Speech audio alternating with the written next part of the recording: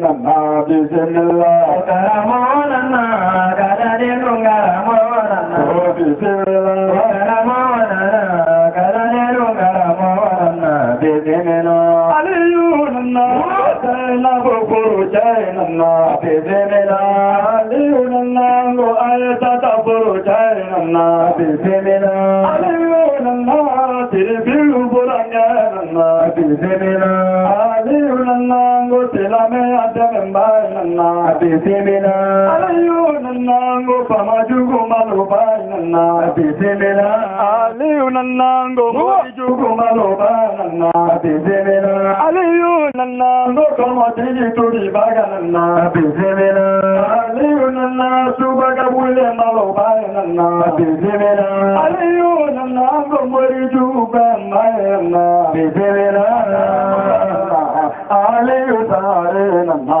بسم الله كرمونا كذلك كرمونا بسم الله كرمونا عليه تعالى بسم الله كرمونا عليه تعالى بسم الله كرمونا كذلك كرمونا بسم الله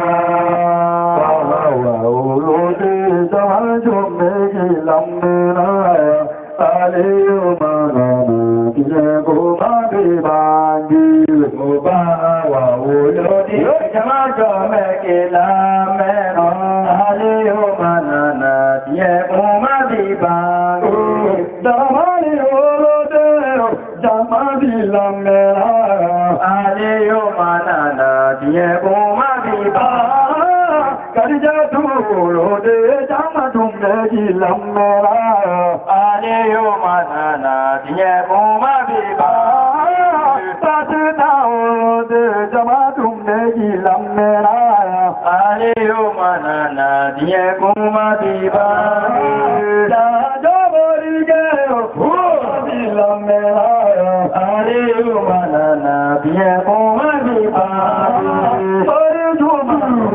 Jamatum Negilam Mera Aliyumana Diyekuma como si tu viva llama tu me lamera ale humana nadie como viva ahora de llama yo me lamera ale humana nadie como viva okay nana ya folo nere bora kada su ya foka ta Allah ba ya bete ya toro chorba la be itara folike chorba la kana chorba pana amode re do die se ta afa jole fere so si re itara folike ma da bi na kana fo ibi sibila i bora ta so ida ni ta so ibi sawo so abe bere do amun ni ni se ibi yiya ara kana gani mo ayya na ne ba maraye ngare chulu koroi Allah ne sadar se basiki bo koy ne bawo de bulo ngana waju ajara nye ibisibila ito ni jam basiki trawle trawle maka tamo na trawle damo sawla ndi trawle damo sawla masala maka trawle muriba tamo kama banya tamo kama banya bismillah trawle ala kanya kadam amin rabbi kadam ala kadam amin rabbi amin ala ka prambe taala wa barakatuh amma ko ni sama ko je wala ala kambe sababa ma kaya awla apal makem num bora ba ko kana awke ala ka dina sirakan ambu ko barkada kanya ala fe kan nani ala ka ke duma here ala ka ke anu wiro ma here ala inu ala ku sawati ya da wa ala ko ngama manya ala ko ala ka sawati ala ni ala ka horoma kama kirana sumu bunya kama to ya ala siri ko bismillah aramiku assalamu alaikum ito kan jam bajara fane bismillahir rahmanir rahim اللهم صل على سيدنا محمد الفاتح لما أولى الفاتح لما سبق ناصر بالحق والهدي إلى صراط المستقيم وعلى آله وقدره المقدار العظيم للعزيز ola ne to ko mo don jara ka bo mo sandula am balama ke annana anno ay lawdu di ala mo ko ni ala sona ma bi sen ngana kenen ka ala sona ma kenen zara mi ala bokala barkata kaka dugu ko mo ko delegation be ani no dugu jama be ani ro ko be ya bo jana be ya dugu jama be la jere be ya anda tena ta be la jere mo amma bo karamo ko e pa bora ka so annana ka so abin mi bo ala ko kala tai abin mi bo ala ko kala tai wajuli ala ka kunje heralo abin mi bo ala ka ka dugu na ala ko kala kra bonya kamo anga shego kamo alquran kamo sallallahu alaihi wasallam bismillahir rahmanir rahim اللهم صل وسلم وبارك على سيدنا محمد وعلى آله وصحبه وسلم تسليما بعد السلام عليكم يا جماعة المسلمين والمسلمات أما الإسلام وعيه أو فلي إسلامي كفلي غير كوي إسلامي دي فلي كان من غير ولا كوي دين غير ودي نوي كيشي كأونين كونك كيشي به ne bi kisi ni ala ta kata aw bele jelema o kuma awere ka dele ala ta kisi ra fana ka kan ne amin ya rabbi amma o kuma silame ko pepleni ambe an karamo fo anana silame kan wode mo wato nyana mala mo bi kisi la haradu mo ko ka kisi o kuma anana o silame kan aye foli ken wode wa o yesina re bara be kuyi wala ambe afo atama sela kajira aula ni ye mɔgɔ de sina nin kelen ka bon ni mɔgɔ ba kelen kala kira ka kuma na sallallahu alaihi wasallam sabu ye badari min fɔ dɔnni baw la ala n'a ka kira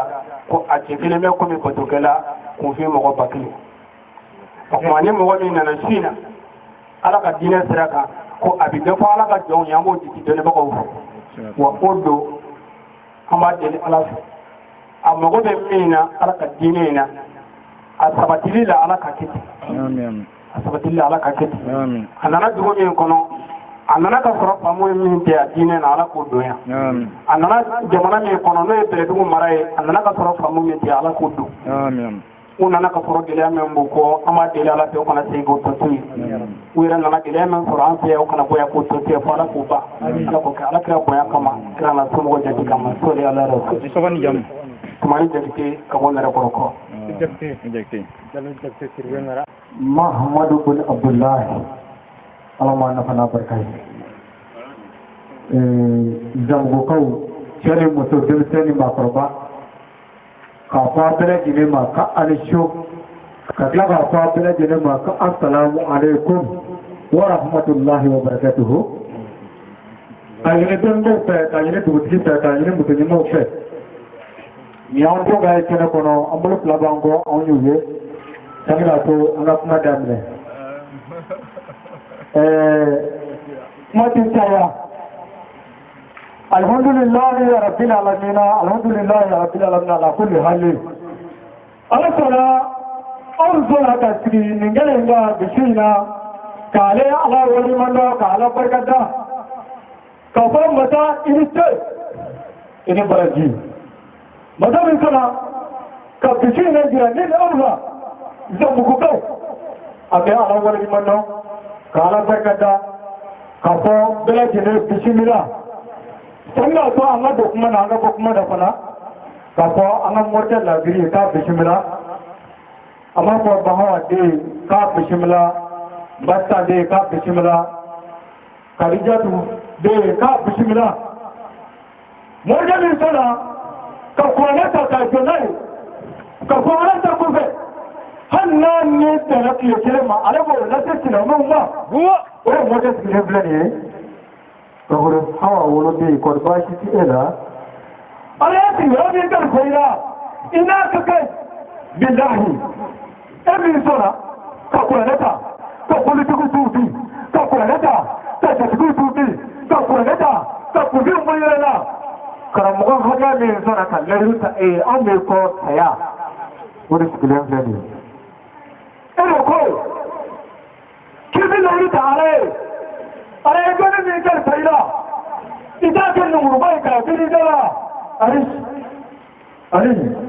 iko ito ke alai iko bi kage ala yenu kare ni dia madi saraje ni ma bana da makata no de an bi de bla kenaka ale alabi ton di doma bila ti ala barkata alayhi alabi qur'ana ton di doma ati ala barkata ali ala sun haka qur'ana ton di ma ala da harita don di mo kemira amma su ki bismillah kina bikum bahrul mutabahrun zan da biyu shi hudan zan ba amma su ki bismillah ban wada mele ya kuro da mele amma su ki bismillah je tu da mele amma su ki bismillah amma su ko ji ya mo ke bismillah ina ne ko ibu ya ka so ina ya ka so sabula mori bete bismillah mori ni ye bismillah la bere dugu dugu koloka anya soro ala ta bibita ni ye mari ti ala ta fanya anti bismillah ali hama ko ki bismillah ni me ni ye tine ko kala wala bilela billahi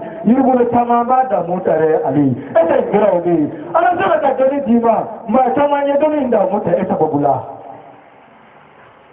saude na na wale firka wale amma ko ki bismillah kuma ti chaya annana sama dai insha Allah etan daga an kono amma yene silama ko bismillah o kan morte ngame morte me nana alakama kana siya alakama amma ko da mu ko kawe ko bismillah ka mere jire tare morte bismillah shu amne morte ko na amne diga kelbi tema ko imana ka sogo ali ko ko baketi abene fa mama ko ma sa benderi ko tira mama ko ma dia be bida ko mo fere dia be baba ali wa etina dia be mori mina mori wa etina dia be ko ro tigi wa etina dia be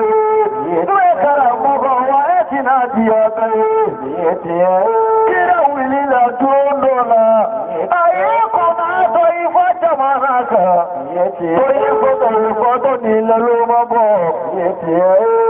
kira mama dugo kira wora to ifatugu kono ayeko na madina dugo ka madina ka uye jemini bala uto uye tola alida baba mama Tira lo doi tika saye, chani urubi foinyana, abago kuma fobe foinyana, para bila kono, ali bila uronina, ala kona ni ala mikira kona, finisu ali no soro kenahinga, jeliba bila kenahinga, kusiri jala uyani kenahinga.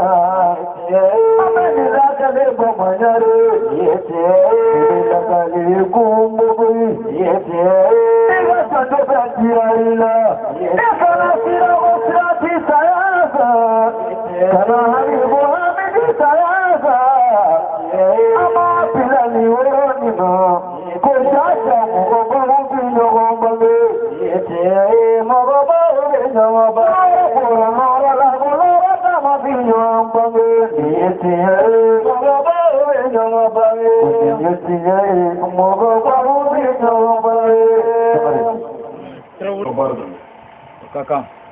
أعوذ بالله من الشيطان الرجيم آمين بسم الله الرحمن الرحيم آمين الحمد لله رب العالمين آمين الرحمن الرحيم آمين مالك يوم الدين آمين إياك نعبد وإياك نستعين آمين اهدنا صراط المستقيم آمين صراط الذين أنعمت عليهم آمين غير المغضوب عليهم ولا الضالين آمين يا ربي اللهم صل على سيدنا محمد آمين الفاتح لما أغلق آمين والخاتم لما سبق آمين ناصر الحق بالحق آمين والهادي إلى صراطك المستقيم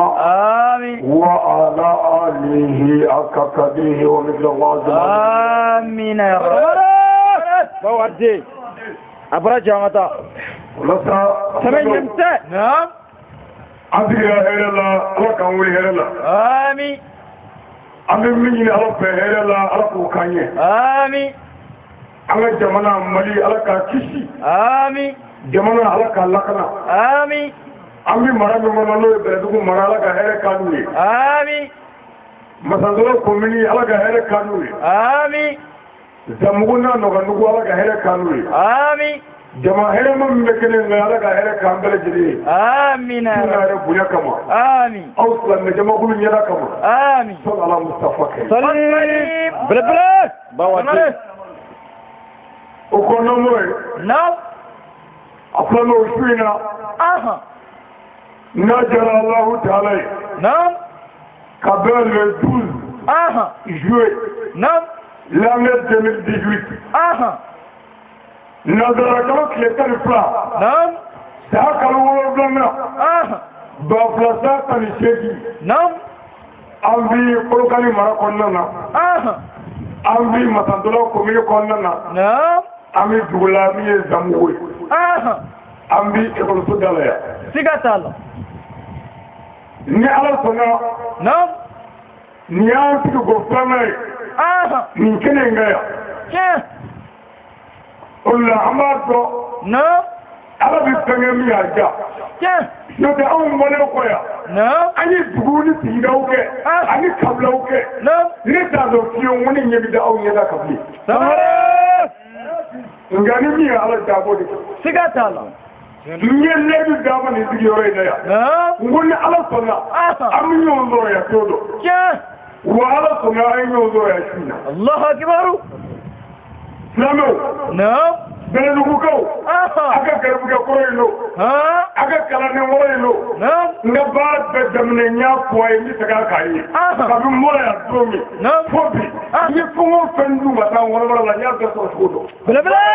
Haramu tala. Wallahi haramu temolo. Sangare. Nyemse. Misbaga mubiye. Non. Mogo mi bi balo a halala la.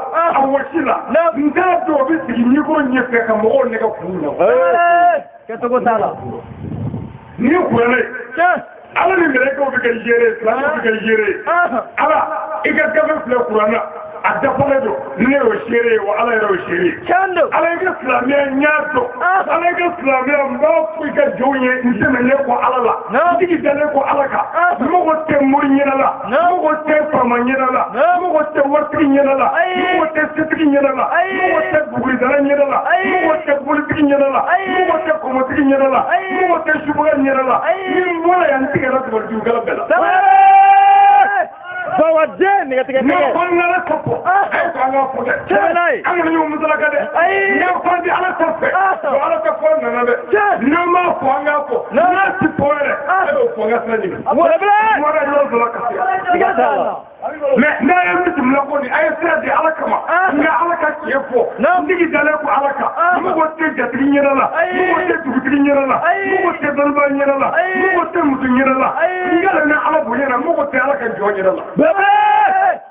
Nini be termine ne ko ayo do na burudo wallahi moto so ni ya fani nga de ma fe saka bo nyu wo tra ha Allah ni zegira billahi o ala kale ka ke no te nona ni fuko do ya bra kulli ha no de na kada e funa ni zara aka na tari suka fiyo na e mini ala de do na kada e ni zara aka na shi do fiyo ke e patri di bonga ona so Allah akbar ali mami ala ya do ne mo wote mo ko to jawala ay bra foi samare ala kiyo ko sallallahu alaihi wasallam ko ni je to ku yi waliwe ni te waliwe la ara do ala bi fa banya na kidi da ko ni je to ku yi malamolo na to yi ma to ni ala joy ala ko bi fa banya na mi do ajira ko pa chando le blay mo mo ga talu ko ya jarati mo ko bolo ajiti mo ko bolo ga la de mo ko ala mo ko mo ko bi do yo kala yo do na ge ko trabla ka ta ajina trafe na mo ko tek mo wala bla ko be galu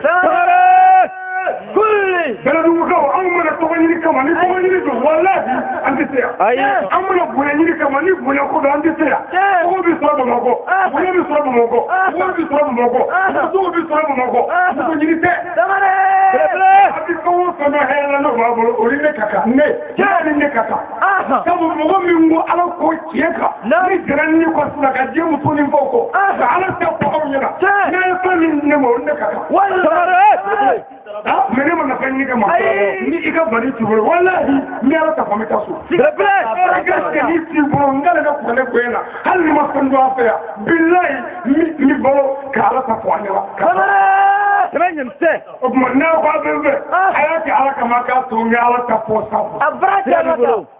Na bilo. Wallahi na so kwangu tigreya. Kasi futi kama. Na bisheji mlado na silobanye kwa watu ni. Islam yako ni kitabu wa sunna. Na Qur'anana. Obi sura Qur'an zugula. Na yuntala kwa kitabu. Bele. Sirabe. Ni muru tado ali ya do. Wallahi. Esa blanga poslamo ye. Sirabe bolo abrachi sangana. Ndene tamakia tena. Ni bikebe kuma. Na nyale ko le tal fota man yakula. Inna wal fakuru aw al fata man yakula. L'homme n'est ni son père ni sa mère, mais l'homme n'est que soi-même. On est chez moi, t'as pourquoi les pas. T'as pas bas. T'as pas carabo. On est chez moi, tu as une fois avec ton aïe. C'est ça là. Ben nous quand on est là à la bouée, là comment nous nous morons. Le blé. Mais donc faut il m'a bonne ami, donc faut aller à foutre moi. Fondabur, wallahi, ni des gens. Wallahi. Ni même nous on a brûlé. Ni nous nous sommes mouvés. Ni on sommes mouvés. Ni nous sommes mouvés. Ni nos frères nous Sigata la dogo bi tamne karamo de la to ka tewo wallahi anyi ne ko wala mutoko ji wala broko ji moya gamle moya ji fulmani ko anyi ci alama andu la ka wala ka alama so ko ya bana no te dogo foi ta na ka كل kabinda bi sandale worola mega mo wala ko ga jene dabla namara dabla jarwa dabla ko be do wonela ko dugela sandale worola re bi tedi muna foy sidu jami mo abama na ya de kadu wati mo mega mo wala kana alama o ma o tigi bi sega mo ta jene be ay ala ko ya ka bola e bi jene ga do do e bi ga yema saka ay o kuma tala o ma jugo klere ko fara o klere ko anzura ka andigi sejinga ala ko ali ulama wala satul jari كل on le connaisseur vous êtes les représentants les messagers بلا سمعنا Dulmo aw de kiro ni mi mo jeta boy yosma kiro sara ni mo sara dulmo olu be mi mi ايوه تدرو mi tigira lu e be di durga la ko be mi di mo nge mi di to be ke e ke be ka fra fere la والله o dila be ande o ti tanya na wuto ndo mo le ay to ko de gila والله e mi yo de fi بلا ni usla me ko le ko de والله vraiment ni yere ko fula ni ta ji durujo ni mo mu ka furu ni aka di karamo de ga ta ji peti o to boy to اي amma ko be na ko ne ni polisi والله na ta sirula agolo to ya ku شاف بلا har kana mo do ko ka bugan do asli be ni ali tafe ibara be bo ne ce والله annana ima fanjamo akita ati fanyi ni fe والله. ala te mi angelo mi na mo سمعنا ni o fa to ba ci do musorobo lu kan ni erinze lu siki me kangono mi te me ne ko ko ngana ala tapo mi kana ulu ne ku lu jaba kan yele jaba ntaki والله سمعنا اتيك wallahi mbi ala tapo sa شاف dara du ko suina erikele mamulo no bana ma play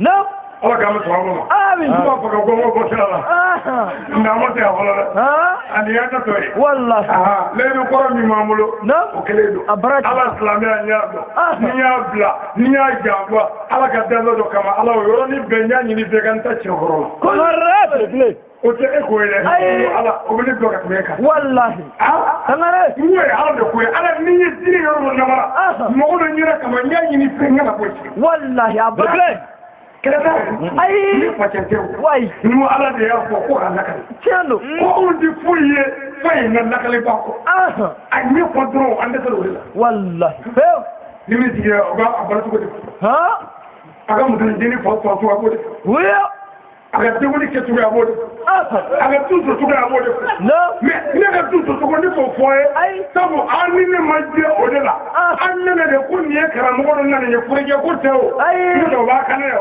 والله ne do bi ga na mais ko je ko te muno ala je mo ni mo tewo ne do ko mo la wa mo muno ko ko tewo wala san na de duruge mo ko ya to ne mo wolu والله Bogo ai no ngo bale de kudu amana min fo ale to do na o mo ni ma to go fana fo asne jam oh ni vie na mo hayo fiya kuna na nyato sabi bolo ai dole kadi nyato de ya sala wonya do na ni ngambi wallahi bele atangata berugo na ali sangale de kwaya do ni mo so anyinga flamela banye chando bele siga kala ko kala mo to ai mo mo do la ko nabi o nabi no ko vi na me ko vi je patro ni ba na ida me ti wallahi o ma kala mo ko kala ga me mo ra nga docteur e keri mo ra ne maka mo ra ne katari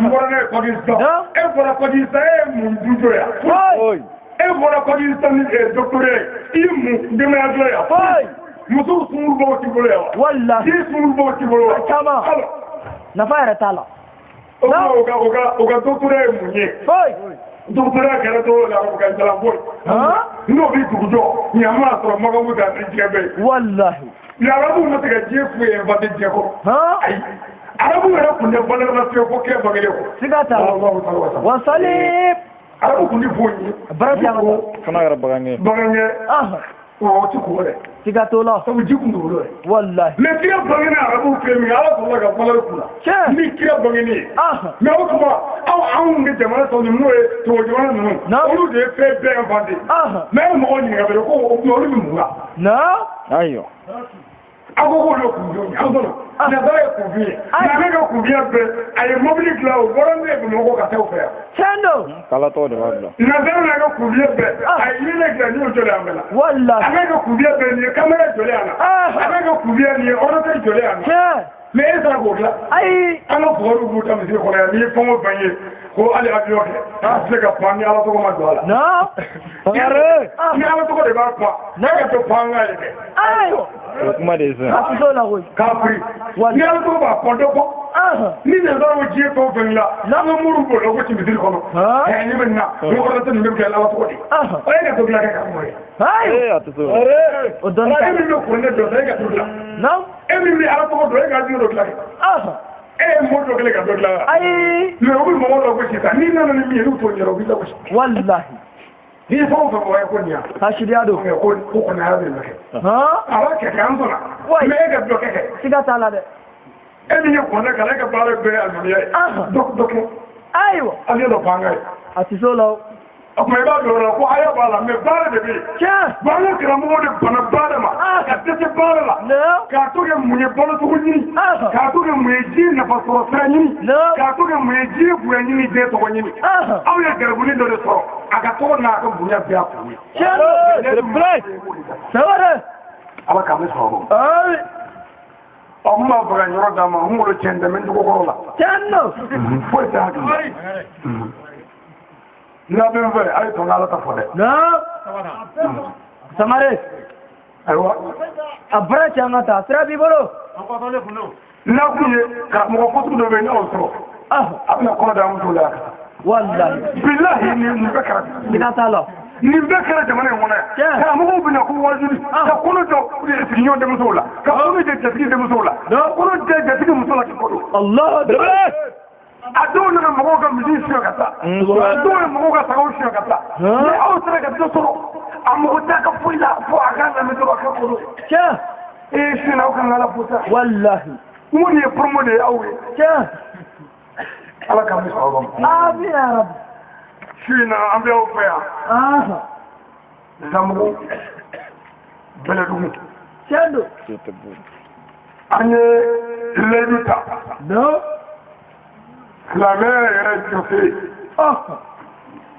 Jogo traga. No. Nane do. Chando. Anane nano ya la bai. Ko ga le du ka da ni ta ko. Wallahi. No. Zamu ko na suna. Ka to a tugola. No. Ni ala suna mi ba ko ke ko bi ni dati aliya. Sigatala. mi si na manya amma wata ko la jena ce la me bonko siga tala parce que ce la me ni fe ni ba do ni ce abara bi no ga ni bu siga tala fara jawada inna fura tugula na'am ni ala ko ni da bi no ya ke amara bano ko na'am kana au fa ngana na irtarla aha sabu shuro ka ga me shuro la fo ta se mi ma ta mi kana ko ke ani ra bolo mu fa be ji au fa wallahi asa wole ko amura islam mai aha amula ke ndere kuma na'am me anyere nyo ro to bandala ya aha zurei sigata Allah no bela ko ba shi do sin me ka awuna wallahi dai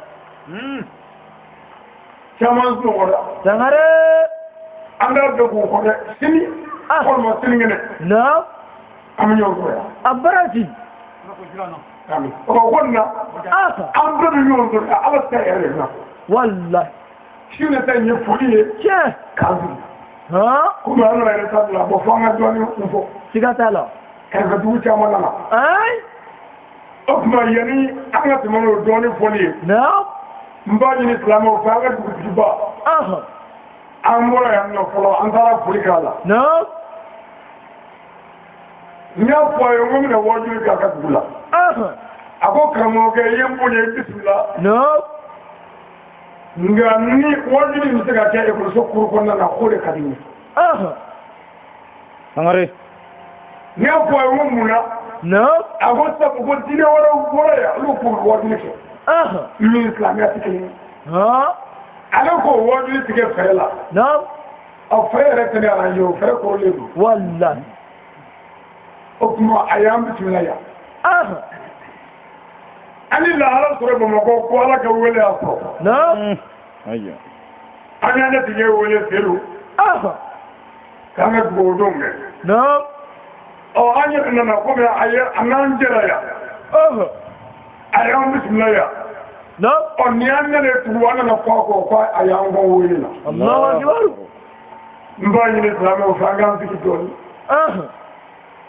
min zikili amo ke dadela na'am o ka tashi dai aha anga dubiye ani taba islam shubai o kaka islam ya te fitir wala dine ai ota islam ya wala man do dine di ke na kala anu bi mana jeno wala tala o bani aha na kala islam ya re table sabo ke borangela mana sigata Allah debele amari ni islam o franga tashi bla dolinge aha sama dona nganda di na'am taba islam shubai ananga dubi wallahi o kaka alaga ne taba islam shubala amin kana duro kama amin sallallahu alaihi wa salim tangare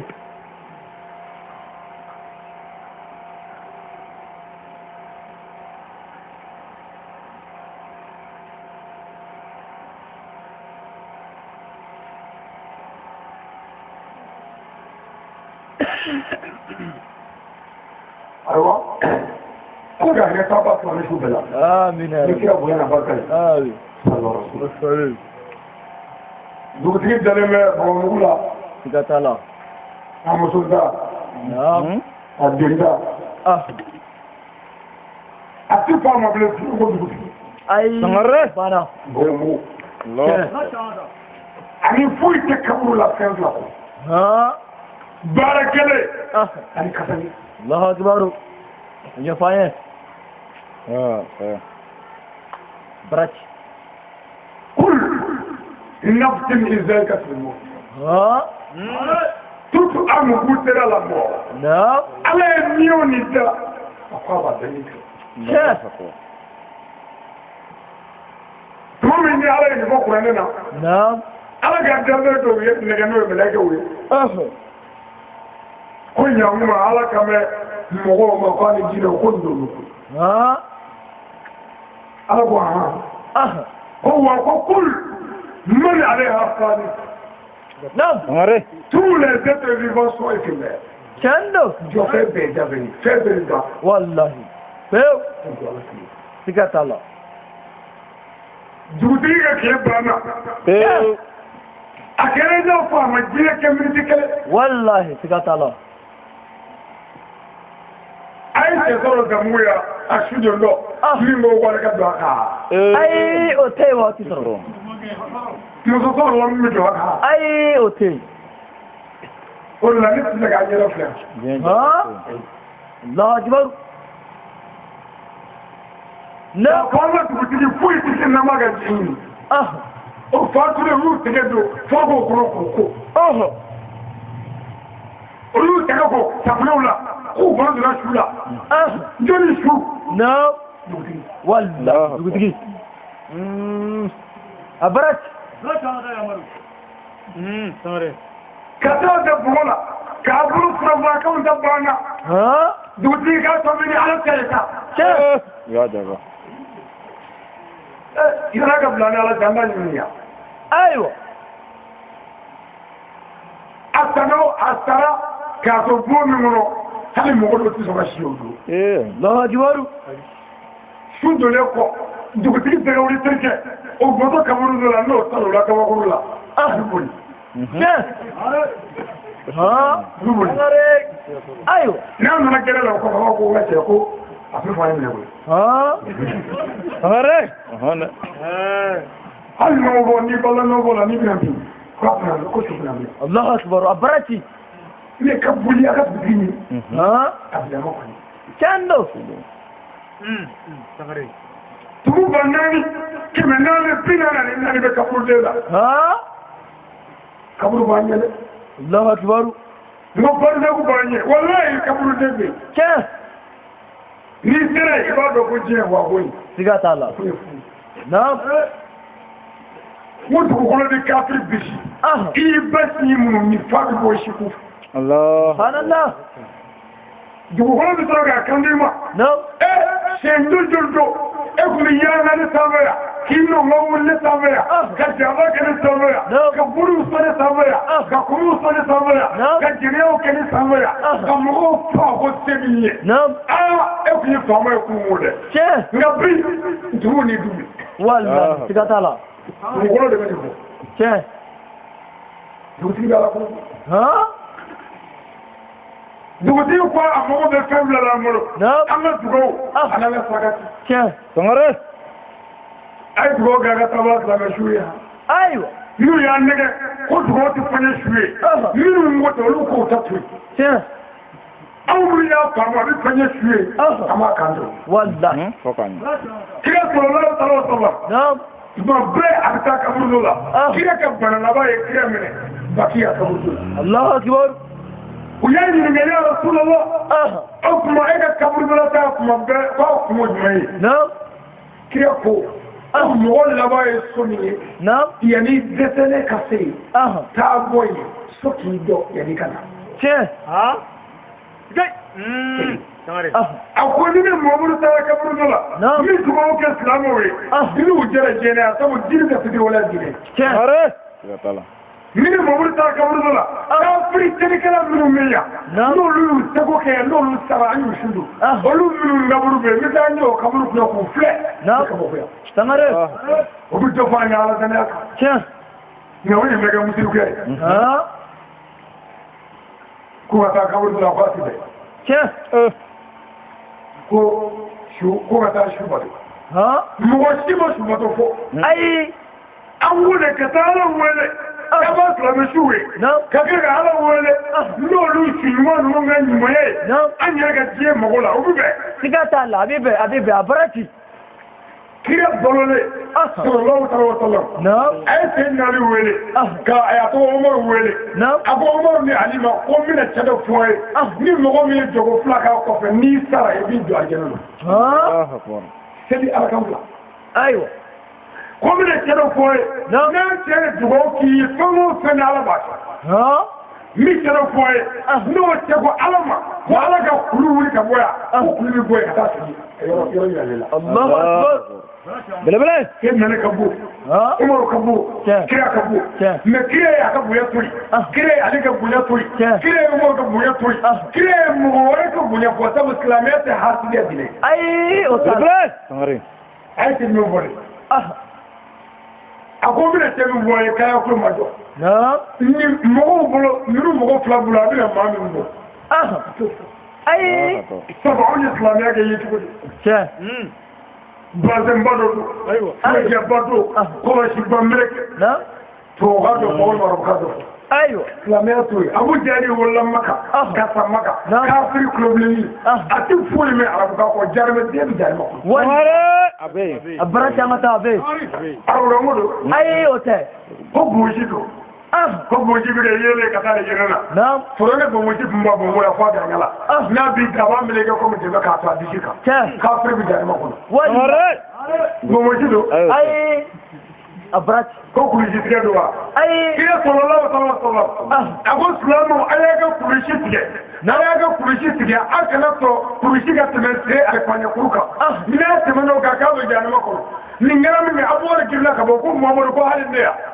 kira ko e ko tɛ ayiwa o tuma an k'an jɔ k'an ka segin hakili ma ayiwa jɛnɛ ye haramu ye kira kan jɛnɛ ye haramu ye bɔgɔ kan jɛnɛ ye haramu ye an bɛɛ kan tiɲɛ don mais ka haramu dɔ kɛ haramu ye dɔw kan k'a bɔ dɔw kan fɛn dɔ de b'a haramu ye o ma ɲɔnɔ kun bara kɔrɔbɔrɔ ye ko tɛ ni ɲɔnɔ kun o tuma mun y'a haramuya munna wɔɔrɔ ko tɛ munna o ɲɔnɔ ko tɛ mun belebele sira bolo fɛn min a haramuyara Arabi Saoudite jamana kɔnɔ na kulusi dɔ tun b'u bolo ko mugu fiyɛ mugubani u b'a n'u y'a kala a fɔ ka bon a bɛ jigin fɔ duguma maintenant kira ɲɛ b'a la sahaba dɔw n'u moto jɛmɛ k'a fɛ kelen na finiko gɛlɛya kan dɔw kɛmɛ ka fini kala ka kɛ mugu fiyɛ f'a tɔ bɛ fɔ duguma kira ko bi kɔfɛ haramu ye o kɛli ye c'est alikamakuru a ka dan ye pour que mɔgɔ tɔw ka fili sɔrɔ a bɔra ko hali ne wa kira ko o y'a sɔrɔ mɔgɔ tɛ jigilen fɔ duguma a bɔra ko hali ne wa kira ko e t'a la ayiwa e ni ɲɔgɔnw t'a la sabu a bɔra e y'i ta don k'i sutura yaada ko tɛ siga tɛ n na mɔgɔ min y'a ka fani don yaada kama siga t'a la min y'a ta don ka n sutura n'a ka di a ka fɔ fo ka bɔ zambu ya fɔ mɔgɔ foyi t'a la wallahi wa karamɔgɔ tɛ se ka fɛn yɛrɛ k'a la sabu kira ma fɛn k'a la tiɲɛ don a bara mais n'i y'a don hali ni kulɛti don n'i y'a don ni yaada ye i bɛ jarima kɔnɔ wallahi belebele siga t'a la américain mana an bɛ yan sisan ko yɛyɛyɛ bamana bɔlen don tiɲɛ sen bɛ tɛrɛ a tɔgɔ duguma kira ye mɔgɔ t'a dɔ kɛnɛ a dɔ kɛra wallahi bamana finman koyokolen bɔlen k'u bɛ fa de o la dagaden da sira ma bamana bilenni koyokolen k'u bɛ fa de o la dagaden wallahi k'e bɛ tɛrɛ o to kan ko ale ye américain i tɛna kɛ américain i tɛna kɛ malikɛn i tɛna kɛ kolokanikɛn zamugukɛ bɛ taa wallahi bara caman ta a y'a yɛrɛ dɔn a k'a dɛmɛ dɔn kurusi yɔrɔ tɛ maa dɛmɛ ye ayi n'i ye jamu fɔ Kulubali Tarawele ayiwa Jara Dangare aw n'a ɲɔgɔnna jamu n'i y'a fɔ o fɛn fɔ danbe ni hɔrɔnya b'an bɛɛ ka so kurusi ko t'an ka so dɛ ayi a bara caman ta ne kun b'o ye e tɛ ka den ne y'a sɔrɔ ko kurusi yɔrɔ ko cɛ o tuma i fa tɛ cɛ ya cɛ don dɛ a ye tɔgɔ nin don ni cɛ b'o ye e kun ka ba ye ka sɔrɔ kurusi t'a don ni cɛ ye n diribɔ ye ni fa ye cɛ ye kun ka wolo k'a sɔrɔ langolo don a bara caman ta a y'a yɛrɛ dɔn yɛrɛ dɔn ka kɔrɔ fɛn bɛɛ ne ye nin fɔ o ye yan ni mɔgɔ y'a yɛrɛ dɔn i b'i ka kɛta dɔ sa n'i y'i yɛrɛ dɔn i b'i ka fɔta dɔn yɛrɛ dɔn yɛrɛ de ma se ka sabati an fɛ o la an ka misiriw bɛ jɔ anw bɛ misiri ko mɔgɔdu la koyi komi fɛn t'an fɛ Zamugu yan an t'o kɔndu la fɔlɔ an b'a ɲini o fɛ o ka kelen jɔ Allahu akbar belebele a ye kelen jɔ a Zamugu a ye kelen jɔ a ye misiri jɔ mais a ye kelen jɔ dɛ misiri baden jɔ ye a man di ale ɲɛ dɛ wa a man di ala ɲɛ dɛ Allahu akbar ayi misiri caman kan ka ci bi la yanni mɔgɔw ka misiriw kɔnɔna fa garo kan mais munna u tɛ se ka ala ta fɔ mɔgɔw ɲɛna o de gɛlɛya mɛ o misiri sɛlɛla wadaw munna olu t'u yɛrɛ dɔ de o alimami baw munna olu kɛra drogue feerelaw ye de o alimami baw munna olu kɛra sunguruba faw ye de o alimami baw munna olu kɛra gosilikɛlaw ye internetiw kan de o alimami baw munna olu kɛra nangaraba faw ye a denmusow bɛ jamana la aw bɛɛ ye mɔɲɛ fɛ yan Allahu akbar sangare o alimami baw ninnu denmuso tɛ sɔn furu la million ka kɛ wallahi n bɛ la k'e bɛ ala nɔfɛ i bɛ kira nɔfɛ ayiwa misiri kan ka datugu fɔlɔ n'i yɛrɛ dɔn belebele siga t'a la n'i yɛrɛ dɔn n'i donna misiri la i bɛ misiri si dɔn wallahi siga t'o la misi ngodoni ngu aga do slave yere doga dine abori ta yere buni abori fili do sutura kama ko mo mi ya sado o kama o benedu wallahi mi ya sado ya da kama tibe kana nyinere me o ko tendina o ko te kuga kuju tiga aw ni ta do mo ya ba ku na shi la bi jeli wallahi tiga tala de ni ta do ki sutura ti ba garandillaha wallahi abrach وكيكلي صلى الله عليه وسلم وصليب محمد يدين نبي تقولي كمي وننا نهينا نمغاري محمد يدين مرو ويلي كايو كو ابي كمين دو ناتوي شك الويزو ابن عمرو نبل شك الويزو ابن عمرو قلنا كو على كلمه كلمه حبوي الله اكبر شك الويزو كده فموته sega wizu sabo ketta minun ganga kishi aljanna atula sega wizu sabo batodolu atula sega wizu kalfata nani atula mekira ye atege si umaru ani alila ka sega wizu ya ni dogo flake ni mami yitije Allah ne te maten va ne au bulu kwa bebi di yakuma no ayalli kara kire ta beso aya bada abaraja ngata mu kira ga mo sala kira ko baga jeri ay me kira ko ni mo men sala no baga tije o ya ta tinde wallahi kira ga mo kullu mo me kira ga jamana ni u kira boya sasa kira yana da kala wani lo ko ta bro ko kana ko ta ga so kana Allahu akbar Allah rebele mani kira kira boya kiji da kala ka ga ta sila bro abi kira mo ga sala Allahu akbar لسابون كومي نعم عبد العاطل الجونيو أنا عمر مريات الدمريو نيو بالله وبتاعك رسل الله كومي كوما تاسين شجعت يا هره تامو أبغى تامو بلو بالله أبرك يكون قبل ركيا بلو تامو كوسرا كابين مني ها ما دونو كنتونا نعم تقول قلنا أنا أبي كليت كتايبه كليت كتايبه والله وتيجي بشيرودو هو كتايبه جيني أنا ما تجي أما كنا اللي كلوب بخير بتانينا الله أكبر أبتي دي ما علمه أي سكت على بني كتير والله بني دوغلو ناس دي من غير جبتينو نعمل لك توجو أيوة بني كتير والله تلقي يلا وبيع نيجي وبيع تلقي لا ورا وبيع يلا بدنا نقول أخوي هره بركة متى الله أكبر إيه وده هذا شنو وده تقوم لك ها أبرك أنا سكت على ده بعد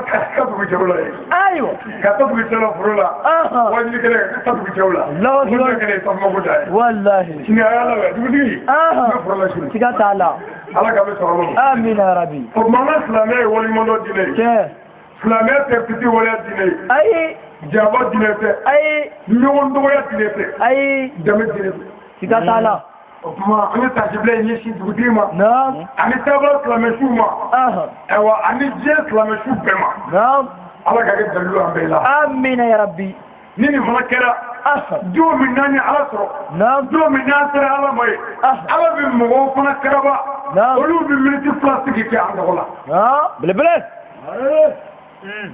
لا مولاي نعم أيوة أنا تقولي كوا أنا فولي باي شندو أنا برو باي وكاكا أنا باكا باي أيوة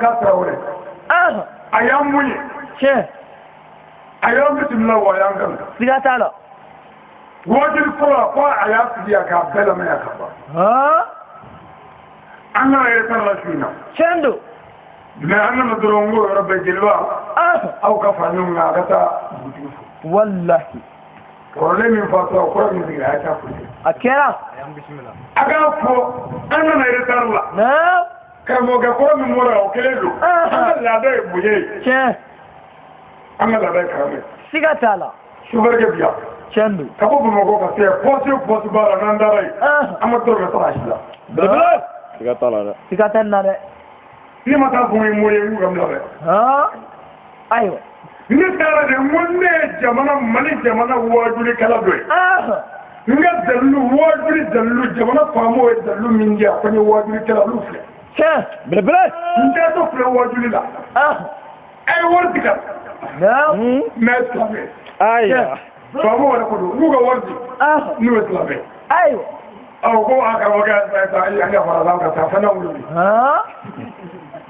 dangare to lu islame to ga da yo ba bu bore Allahu akbar ne sebe do bo ina jamam kala ayi tigi ko me kai ni momini ngum me adu momini aywa ko me ko amman ni mashi bulu ko bo abi ali bulu sabu mo on mi fa ka dele aywa ka fa fi shariat Allahu akbar sika tala ni shariat da ta ay ko me ko ni ma sandola ni ala ya ni wadu kere je dungudu aga muslimi na sanyo fa aywa sika tala sama mi ta fi nan dara fi mi na fe mo mo be min do ibo ida che ni do mari ko du ni ko me wadu ke ni ba tike shariat be ki ta ka sula wala sika tala fi atelmani yara ko da ma zigi ya tibi ko fatike ay adale ko be ka shariat ni dalu be ni jamana ko wala ko bela am ta ka ke suwede do bela ko la hal jamana woro aywa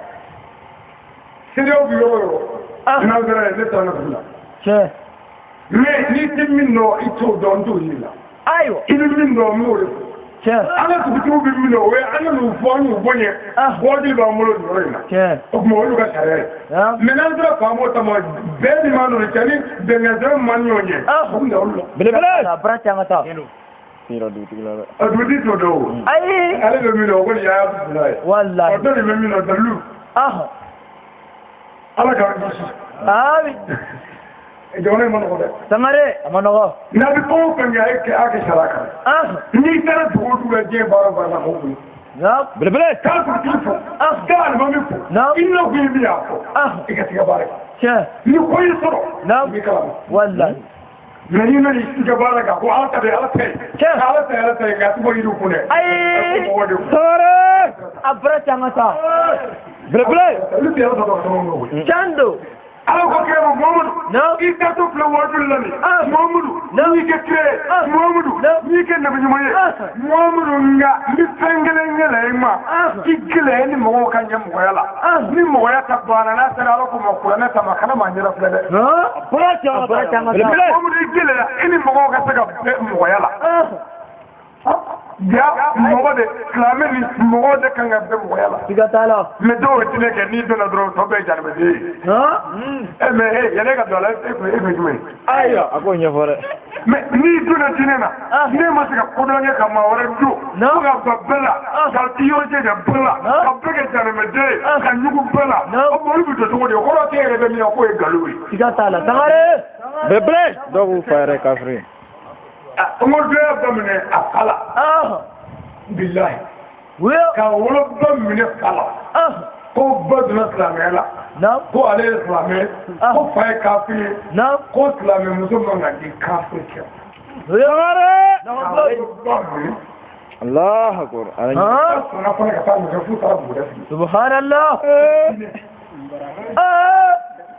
ndek ko dai ndek ko dai but man no kana ifai kafir ya zona me ta kafir dai wallahi tangare kafir dai wallahi mo di go ke bola ga ala ga fe mo mi ko dangere o kafir ko ni ko dangere wallahi kafir dai wala mari anna ko ma kafir ko fa mi na wala kafir dai tangare bona bro ni ngara bakla la ka twa ko mais ala tun min ya mo ko ni ala tun ga fere de tika foro na agboro yo mi ka sigi che e pe ba mo chando famu Allah akbar ka taga goro la lo kara no abi to ka na mi ba galan do ni da mo le de aywa ni ka fere lo ka to ka ni islami ya fere lo wallahi islami ko do e to wani che aw ga karamo na nga dine ya ne min halanga ka oye aw minu manye islami famu mi ma famu abi la famu nai bele gatala ko di bor du do ko kono yiri ni mo ko min bi yino ayo kono yiri on dara wodi ga kono yiri garla wajiri folo kara ka flanga ke che sabaga na bulti baro na ko karamo ne wona o mi mo ko bile ka susu n'o basi t'a la. ayo ne ka mɔgɔ dɔw ko ne ma ko kana bisimila dɛ ko kafiri don. naam ne ko k'u ka to. ayo dugu jɛra cɛ nana ni bolo kɛmɛ ka bɔrɔ fa. a ko karamɔgɔkɛ ko walahi ne ye silo bɛɛ kɛ mun min fa kito waju la. Allah akbar ale tɛ se a ka. ko ni mɔgɔ 7 faga waju kala la nin kɛnɛ mun na yan. k'ale ye mɔgɔ 7 faga. mali karamɔgɔ maa 7. Allah akbar. mais ko nin ye tɔbɛ bila ye n y'a sɔn n ko min fa ma se. Allah akbar. nin ye diɲɛjugu ye n y'a sɔn n ko min fa ma se.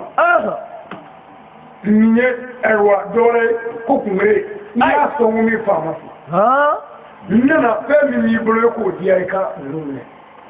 belebele o kɔrɔ ye fɛn dɔ b'e bolo min ka girin ninnu. siga tɛ nin na dɛ a bara ci. mɔbilitigi nin tɔgɔ ye Lasina Fofana. an y'a foto bɛɛ ta ka a bɛɛ filmer. ayiwa mais o mɛnna o y'a sɔrɔ caméra t'an yɛrɛ bolo téléphone de b'an bolo. mais photo b'an bolo k'a datiw bɛɛ tigɛ a kan. tiɲɛ. mais ne ko cɛ ma n ko fɛn tɛ bolo baga tɛ n jɛla ne si tɛ bolo. mais min bɛ n bolo o ye ala de ye. cɛ k'o la ko bɔn ko ale bɛ bɔ boloko la. a bɛ jɔ ala ko. walahi. belebele o yɔrɔ bɛɛ cɛ donna silamɛ la ka jɛ fɛn dɔn. tiɲɛ. mais a ko a mago bɛ na ne kun ko yan dɛ. a bɛ sɔn ka bila. ayi ala ta kɛ. bon ma ala ta kɛ. ayiwa. an ka kira sallallahu alaihi wa sallam. wasali. kafiri su tɛmɛntɔ kira wulila k'i jɔ ka kisi. sabu ko ya Rasulullah n ko kafiri ye jugufin don. ayiwa. kira ko aw t'a faamu. ala ye Muhamadu ci ko n ka n'a bɔ jahanama bolo. tiɲɛ. a tilala na n ma se k'a bɔ a bolo a sara k'a sɔrɔ a ma se k'a kanda. a taa yɔrɔ ye jahanama ye n kan k'a hinɛ minɛ. walahi. silamɛw aw ka kira in nana kafiri su la. mais aw ban ɲɔgɔn na ko silamɛya o silamɛya. ayi. silamɛya tɛ. o tɛ. sangare. karamɔgɔ dɔw b'a fɔ n'u bɛ taa dugu dugu la ni misiri tɛ yen k'u tɛ taa. mais e kafiri misiri bɛ jɔ cogo di. ayiwa. dɔw b'a fɔ n'i yɛrɛ t'u ta ye i tɛ foyi ye. bon n'i tɛ ne ta ye i tɛ foyi ye kuranɛ y'o fɔ. ayi. belebele. kuranɛ ye min fɔ an k'o fɔ ka da ye kɔni. mais an tɛ sɔrɔ kuranɛ fɔli la. an b'an to bolo dɔ kan ne b'i to bolo dɔ kan. ne ye tijaniya ye i to i jaabi. n b'a fɔ ne ye kadiri ye i to i jaabi. n b'a fɔ ne ye sanjaliya ye i ma min don a bɛ jaabi. ayiwa. i b'a fɔ ne ye ahmadiyya ye bɛɛ jaabi. ayiwa. mais o mɔgɔ bɛ mun kɛ. faya anan zigi mɔgɔ min y'i tɔgɔ k'i jaabi ko i tɛ ale ta ye ale ta dun tɛ kira yɛrɛ ta ye. n'i ko kadiriya ye sɛbɛn bɔnda ta ye. tiɲɛ. belebele. tun bɛ kira la tiɲɛ don a ma kira jaba tiɲɛ don wa serifi don tiɲɛ don. mais est ce que bɔnda ni kira est ce que fɛn kelen don. ayi. kelen tɛ. kadiriya o de ye sɛbɛn bɔnda ka fɛn kɔnɔ. a dɔnnibaa ɲɛmɔgɔw ma a bara ci a tɛ n dɛ kelen kelen. haramu tɛ dɛ. n'i y'a kɛ tiɲɛ kan mais jeliya ni kadiriya tɛ kelen ye han. ayiwa. tijaniya kira ta tɛ dɛ. tijaniya ye sɛbɛn ta de ye. kira mɔden don wa sɛbɛn kira la a ma kira jaba mɔgɔ o mɔgɔ y'a kɛ tiɲɛ kan i bɛ kisi. walahi. ayiwa. mais tijaniya n'i y'a wuti minɛ hali n'i ye jɛnɛya kɛ ala b'i ko k'i bɔ juru minɛ nkalon. nkalon don. ayiwa. nkalon bi tiɲɛ tɛ. a bara ci an ka taa. sɔngɔ tɛ ne ma fɔ mɔgɔ si. ayi a ma fɔ. a ko n'a ye wurudi in kɛ a b'a surunya ala la. wurudi in kun tɛ foyi ye komi seli nana an dɛmɛ cogo min na o y'o cogo kelen. tiɲɛ don. belebele seli nana an dɛmɛ ko k'an bɔ cogo la. wurudi in de fɔra n'an y'a kɛ a bɛ don an ni jogojugu cɛ a bɛ mɔgɔ surunya ala la. mais n'i y'a kɛ i disi t'i bɔ warimuso tɛ se ka i jaabi di. belebele forodonna ka wurudi ti minɛ. ayi. sɔngɔ tɛ ne ma ma se ka foro dun. walahi. a ma mɔgɔ si bɛ balo. ayi. mais bi sumɔgɔw bɛ k'o minɛ. tiɲɛ. bi jansannaw bɛ k'o minɛ. bi politigiw b'o minɛ. bi kɔmɔtigiw b'o minɛ. bi jɛnɛyakɛla wariw b'o minɛ. bi mɛsitigiw b'o minɛ. f'u bɛ yan kan ko n'i y'a kɛlɛba ko ye k'i siden nkalon don. belebele karamɔgɔ min y'o fɔ o tigi ye nkalon tigɛ sabu olu ta tɛ ne ta tɛ. ayi. sɔngɔ tɛ ne min ta don o. tiɲɛ don sanga. sɛbɛn ɲɛ tɛ. an ka taa. e nana k'a mɛn ko kira kun ye tijaniya ye. ayi m'o mɛn fɔlɔ. e y'a mɛn ko kira kun ye ahmadiyya ye. ayi. e y'a mɛn ko kira kun ye sanjaliya ye. ayi. n'olu ye tagabolo de ye kira Muhamadu ta kun ye mɔgɔ wɛrɛ tɛ yen ko ala Muhamadu ye ciden ye. jogo dɛmɛ laadiriya mɔgɔw ka se ka balo hɛrɛ la. sangare. ni mɔgɔ min nana ni diinɛ ye n'a ma hɛrɛ fɔ ye k'a fili daramɛden don hali n'a y'a sɔrɔ a bɔra baga. ayiwa belebele hɛrɛ ye jumɛn ye ai do muso to yo here au kaya ni muso dia ai ni muso do abinu nda tuya wallahi o he do ninga da mu wallahi bele agara ñu ba abinu ndo ya leo shuo agara ñu sokodu agara mo sokodu no kala mo shuo be awde de ndo ten no ka wata ka fere ali la c'est cool là kafri wallahi shuo kafri wa barati hal baba garme de wallahi dama yemse ni mbore shuo ka fui wallahi ni tigaro la ka billahi wallahi ne leru da mo ya wo ni mbore ndigara bela ni bora ta fo abi jawni ke fanja mo be ko be ala ka be ala dibu wallahi ko ma ta je fu en au ka ko ba do ko shuo ay je ni nyamga ni duya ni ke ni ga duti ko doro ni de ni re di ma ndo ya ni bele bato hawa ni mo ko do lo ko mo di ma wallahi aparati dama yemse anga ku do